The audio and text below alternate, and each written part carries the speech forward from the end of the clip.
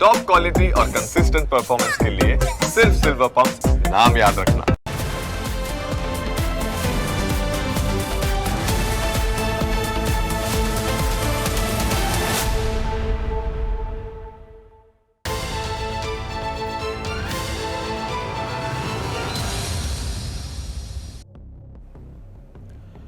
બનાસકાંઠામાં અપહરણ અને મારામારીની એક ગંભીર ઘટના સામે આવી, જેમાં ચૌધરી સમાજના આગેવાનનું અપહરણ કરીને માર મારવામાં આવ્યો હોવાની ફરિયાદ નોંધાતા હડકંપ મચ્યો છે। આખરે કોણ અને કેમ અપહરણ કરાયું તેની વિગતે વાત કરીએ, સાથે એ પણ સમજીએ કે માર મારવામાં આવ્યો તેની પાછળના કારણો કયા કયા હતા, માર મારનાર વ્યક્તિ કોણ હતો, કોના ઇશારે એક વડીલને અહીં માર મારવામાં આવ્યો, તસવીરોનું વિશ્લેષણ કરીશું, આપને વિગતે આખી કહાની બતાવીશું અને સમજાવીશું કે આખરે જે જગ્યાએ આખી આ ઘટના ઘટી તેની પાછળ કયા કયા કારણો જવાબદાર હતા।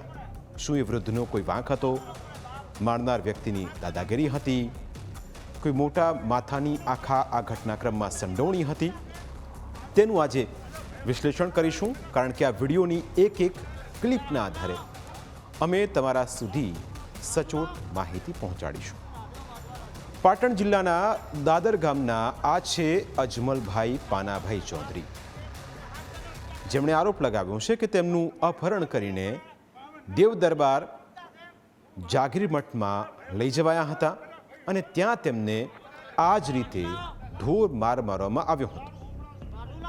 તેમણે લખાવેલી પોલીસ ફરિયાદ પ્રમાણે ઘણા બધા ખુલાસા તેમણે કર્યા છે અને એ ખુલાસાની અંદર તેમણે એવા પણ ગંભીર આરોપો લગાવ્યા છે જે આપ જાણશો તો આપને ખ્યાલ આવશે કે આખી ઘટનાની અંદર સ્થિતિ કયા પ્રકારની હતી।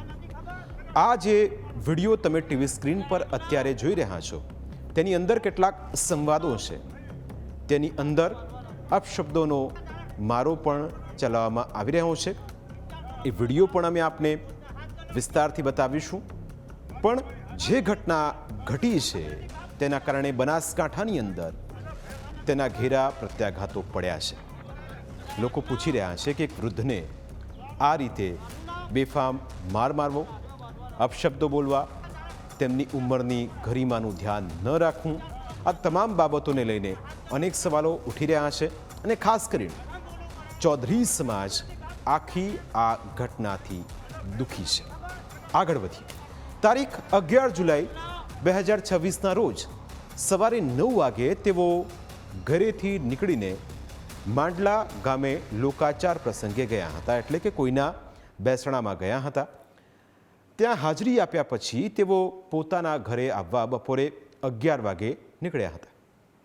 રસ્તામાં થરાથી બાજરીનું બિયારણ ખરીદીને તેઓ પોતાના ગામ દાદર જવા નીકળ્યા હતા।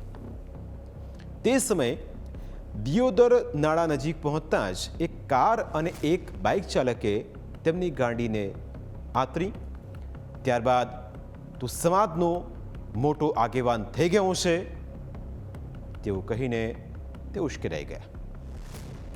આખો વિવાદ અગાઉ પાટણના સુબાપુરા ગામે એક લગ્ન પ્રસંગમાં મહારાજ બળદેવનાથજી અને ગોવિંદપુરી બાવા વચ્ચે બોલાચાલી થઈ હતી।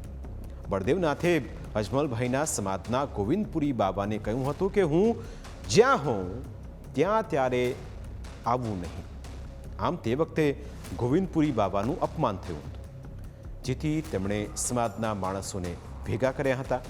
સમાજની આ બેઠકમાં અજમલભાઈ પણ સામેલ થયા હતા, પણ તેની અદાવત રાખીને આરોપીઓએ તેમને ગાડીમાં અટકાવી દીધી હતી। ત્યારબાદ છરી બતાવીને જાનથી મારી નાખવાની ધમકી આપી। અજમલભાઈનું કહેવું છે કે તેઓ આરોપીઓને ઓળખતા નથી, પરંતુ તેઓ એવું કહેતા હતા કે પોતે દેવ દરબારની જગ્યામાંથી આવ્યા છે અને બળદેવનાથ બાપુના માણસો છે। તેમનું કહેવું છે કે આરોપીઓએ તેમની છાતી આગળ છરી ધરીને પોતાનું કહ્યું કરવા માટે જણાવ્યું, જે બાદ ફરિયાદી અજમલભાઈની જ ગાડીમાં તેમનું અપહરણ કરીને દેવ દરબારની જગ્યામાં લઈ જવાયા, જ્યાં તેમને ઢોર માર મારવામાં આવ્યો, જેનો વિડીયો પણ વાયરલ થયો છે। હું મારો ભાઈ બોલ્યો છું, હું તમને પાકું છું. રાઠું લાવ તમને હું ભણે આવડે. અરે બાપુ વિશે કેવું જેમ પડે મારી ભૂલ થઈ છે, કદાચ મેં ભૂલ કીધું. કરવી પડે, મારો ભાઈ વિચાર કરવો પડે, એટલે બાપુ ફોન સાથ. વિચાર કરવો પડે. બાપુ વિશે બોલતા હાથ ગણો વિચાર કરવો પડે. વાત તમારી ના હાથ બોલવું પડે. પણ હવે ના ખબર નથી બાપ ચિંતા છે.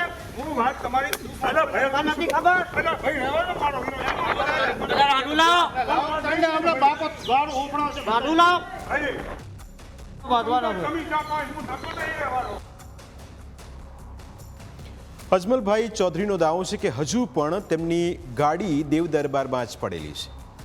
દેવ દરબારની જગ્યામાં લઈ જઈને તેમને માર મારવામાં આવ્યો. ત્યારબાદ તેમણે માફી પણ મંગાવવામાં આવી. કહેવામાં આવ્યું કે આ માફી પોલીસ સામે જ મંગાવડાવવાની હતી. ક્યાં ગામના છો? દાદા દાદરના. હવે તમારો દીકરો આ વિનોદ તમારે શું થાય? દીકરો થાય. એને 112માં ગાંધીનગર ફોન કર્યો હતો કે મારા બાપાને કિડનેપ કરીને દેવદરબાર જાગીર મઠમાં લઈ ગયા. તમને કિડનેપ કરીને લાયા છે હોય?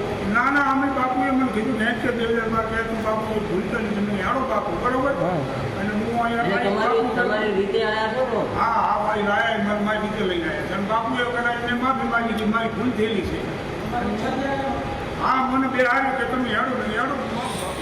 એટલે તમે પ્રેમથી આવ્યા છો, તમને કિડનેપ કરીને લાયા છે? ના ના પ્રેમથી આવ્યા છે, નહીં. અજમલભાઈનું કહેવું છે કે આ વિડીયો તેમની પાસે બળજબરી બનાવાયો હતો. આરોપીઓએ તેમને ત્રાસ આપતો વિડીયો પણ બનાવ્યો હતો. એટલું જ નહીં, તેમને ગળદા પાટુનો માર મારવામાં આવ્યો. ત્યાર પછી ત્યાં બળદેવનાથ બાપુ આવ્યા. બાપુ આવતા જ હુમલાખોરો વધુ ઉશ્કેરાયા અને અપશબ્દો બોલીને હોકીથી માર માર્યો અને ગોવિંદપુરી બાબાને પણ માર મારવાની વાત કરી. એટલું જ નહીં, આરોપીઓએ તેમના ખિસ્સામાં રહેલા 15,000 રૂપિયા પણ લૂંટી લીધા અને માર મારીને માફી મંગાવતો વિડીયો બનાવ્યો હતો અને તે વિડીયો સોશિયલ મીડિયામાં વાયરલ કર્યો હતો. આ દરમિયાન અજમલભાઈના દીકરાએ પોલીસને જાણ કરતાં જ પોલીસે તેમને છોડાવ્યા અને પોલીસ સ્ટેશન લઈ જવાયા હતા.